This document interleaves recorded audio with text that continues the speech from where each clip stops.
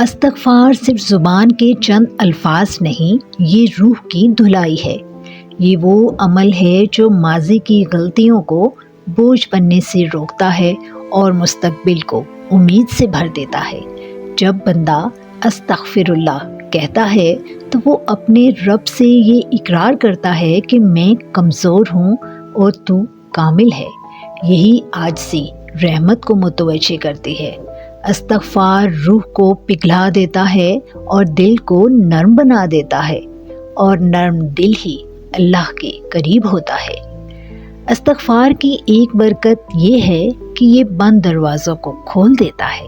جہاں رزق رکا ہوا محسوس ہو، جہاں کوشش کے باوجود کامیابی نہ مل رہی ہو، وہاں استغفار تقدیر کا رخ موڑنے کا ذریعہ بن جاتا ہے۔ یہ صرف گناہوں کی معافی نہیں، یہ رحمتوں کی دعوت ہے۔ ایک اور برکت دل کا سکون۔